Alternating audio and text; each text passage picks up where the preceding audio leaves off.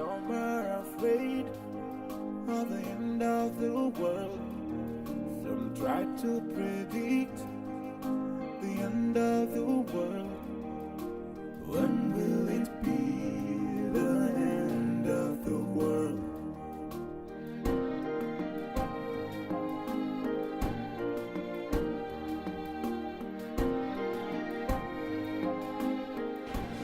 Once again, I welcome you all to this yet another exciting moment session of the New Creation reality show.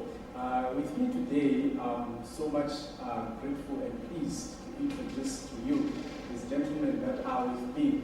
To my immediate right here, you've got Brother King. They call him Brother King, Albert King. And to my immediate left, I have got Brother Jason. And by far left, I have Brother Solomon with me. Welcome you guys, welcome you gentlemen to this exciting show. Last week, just a recap of what we did in the last session. We did it about a month ago. The first edition of the New Creation reality show for 2014. We started it by defining the new birth. We wanted to expound the scriptures, to check from the Word of God what it is that that is referred to as the new birth. And we managed to basically define the new birth from scripture, just taking it from where Jesus was talking to Nicodemus and defining how a person has to be born again. And we went ahead to touch on the areas of how a person can be born again. And as well, we also went deeper to realize the importance of being born again, the reason why a person has to be born again. So today, we are going to just pick it from where we left it last time, and we also want to go deeper into realizing the truth from the Word of God about the new birth, about being born again. So we will just we'll cover quite a number of questions today, and time permitting, we're going to dwell and zoom in more on the Word of God on this important and exciting topic of the new birth. Gentlemen, without further ado, we want to get into the Word of God. Firstly, we're going to read from the book of Romans. I think the book of Romans is one of the books that is basically very important when it comes to being born again or the new birth. So we're going to read from the book of Romans, chapter number 10, verse 9. We start from verse 9 and verse 10. We want to see what Paul was saying concerning the new birth, which we thought this scripture will help us to define the new birth and to correct some of the errors that are basically believed through the body of Christ and the community and the society, and also to bring out that which is supposed to be known to the body of Christ and to the people at large. So I'll kindly ask Brother Albert here with me to read the book of Romans, chapter number 9 and chapter number 10. Romans chapter number 10 from verse number 9, I'll read. The Bible says that if thou shalt confess with thy mouth the Lord Jesus, and shalt believe in thine heart that God hath raised him from the dead, thou shalt be saved. That's Romans 10 from verse number 9. Thank you, Brother Albert, for reading that scripture. Right. I would also want now to ask you, Brother Albert, to explain to us what do you think a person has to believe in here. Can you just expound more what Scripture is saying? That a person is made righteous by believing, right? Can you tell us, can you expound it on the believing part of it? Thank you. On believing, the Bible actually shows us exactly what to believe. You know, anybody can believe anything, but the Bible has shown us exactly what to believe to receive salvation. You know, people have believed so many things and they've ended up hating evil. But there is something the Bible tells us to believe for salvation, and only God's word can guarantee us salvation. And I'll read from verse number 9 of Romans chapter 10 again. The Bible says that if thou shalt confess with thy mouth the Lord Jesus, and shalt believe in thine heart that God hath raised him from the dead, thou shalt be saved. He says, a man who have to believe that God hath raised Jesus from the dead. Now, he didn't say a man should believe that Jesus died. Okay. Everybody can believe that Jesus died, but he didn't say that will save anybody. He says, for your salvation, a man who have to believe that Jesus was raised from the dead. That must mean the principle of salvation is based on the resurrection of Jesus Christ. If a man will believe that Jesus was raised from the dead, God guarantees that man's salvation, according to Romans 10 from verse 9. All right. Wow, that was profound. If I got you right, you basically zoomed in on the importance of the resurrection of Jesus from the dead. I like the idea that you said everybody or anybody can believe that Jesus died. Like in most religions, in many religions, their founders or the people that they follow or their source of salvation, they say, most of those people, they have died. They have died. And it's not difficult for anybody to believe that Jesus came and then he lived like anyone else on earth, and then he died. But the best part of it that you brought out is he resurrected. The resurrection. He resurrected. The resurrection. Yes. Can you come again on it, on the resurrection? But why do you think the resurrection of Jesus contributes more to the salvation of a person, that believing in the resurrection of Jesus? Why would you think it's so important? I wouldn't say it really contributes. It is actually the basis of Christianity. Christianity is actually founded on the resurrection of Jesus Christ. Now, like you pointed out that many people, different people have kept coming into the world and they have died and they are gone. But this man, Jesus, the difference between Jesus and whosoever came into this world is that this man was raised from the dead. No man prayed for this man. He is the only one that came from death. He is the only one that defeated the death. Now, God wants us to believe that. And let us find exactly what the Bible says concerning the resurrection. I will read from 1 Corinthians, chapter number 15. 1 Corinthians, chapter number 15, from verse number 14. The Bible says from verse number 14, and if Christ be not risen, then is our preaching vain, and your faith is also vain. Wow. You see, the Bible shows us that if Christ is not risen, our faith is vain. That means there is no Christianity actually. In that he died, it's exciting. It's good that he died. It's good that he healed the sick. But our faith is not founded on that he came to this world. Our faith is not founded on that he healed the sick. The Bible says, if Christ be not risen, then our preaching is vain, and your faith also is vain. That means all the preaching in the world has its roots from the resurrection. I'll continue from verse number 15 now. He says, and we are found false witnesses of God, because we have testified of God that he raised up Christ, whom he raised not up, if so be that the dead rise not. Verse 16, for if the dead rise not, then is not Christ raised.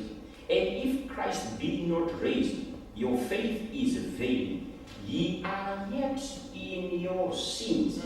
Now, you see, the most exciting part about Christianity is actually that the sins of men have been paid for. The only proof now is this resurrection. Now, when there is no resurrection, there is actually no proof that these sins have been dealt with. Okay. So if anybody is still in his sins, if Christ is not raised from the dead actually, then we are still in our sins. Then there is no Christianity. Because Christianity is founded on the basis that Jesus dealt with his sin. Sin has been dealt with. Jesus defeated sin. And the proof of it is the resurrection. Now, I'll also refer to Romans chapter number 4. Okay, can we go to Romans chapter number 4? Apostle Paul communicates something striking to us here. From verse number 25. He says, he's talking about Jesus. He says, who was delivered for our offenses. He's talking about his death now, you see. He says he was delivered for our offenses and was raised again for our justification. Wow. That means the resurrection of Jesus Christ brought us justification. The death, yes, he died, but he died for something. You know, many people will say that Jesus came to die for us, but really, he didn't really come to die for us. He came for a purpose. His death actually was for a purpose to achieve something, right? And now that he died, he was to produce something. But how? It was to come through the resurrection now. If he had died, people would say he died, but people wouldn't gain anything if this man had not been raised from the dead. Because now he says he was raised again for our justification. Now, the word justification here communicates that to be declared righteous, you see, that means to have a standing with God. Like from chapter number 5, because you know the Bible was not written in chapters and verses. When you go to chapter number 5 from verse number 1, he actually says, therefore being justified by faith, we have peace with God. You see, so justification actually brought peace. There is peace with God. So there is no Christianity, there is no relationship with God when there is no peace with God. So the resurrection of Jesus Christ actually brought peace with God. That is the resurrection of Jesus Christ. That's how important it is. Wonderful. Now, if we go back to our scripture, which we can say the theme scripture for today, Romans chapter number 10, verse 9 and 10. Now, verse 10 says, for with the heart man believeth unto righteousness. Right? Then the next part of it says, and with the mouth confession is made unto salvation. So we would like to go ahead and discuss on the confession part. We have all appreciated the truth of the believing part, believing in Jesus, believing that God raised Jesus from the dead, and we're justified through his resurrection. Now we want to get to the confession part, the confession part. Now I'm going to turn this moment to Brother Jason here, who's going to take us into expounding more on the confession part, which the scripture is saying, confession. By the mouth, with the mouth, confession is made unto salvation. Right, so we're going to refer this question to Brother, I know Brother Jason is begging to answer that one. Right, so Brother Jason, can you tell us what do you think people, as the scriptures is saying, confession leadeth to salvation? What is it that people are confessing about? What are they confessing? And why after confessing such an important thing that will lead someone to salvation, it means it's very important. You need to confess this thing, it's very, very important. It will lead you to the salvation. Now, can you tell us, what is it that a person yes to confess here? Thank you, sir. As the Bible is saying that, for with the heart man believeth unto righteousness, and with the mouth confession is made unto salvation.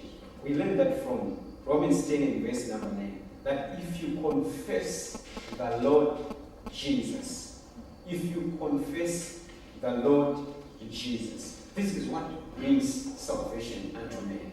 You are not supposed to be confessing your sins.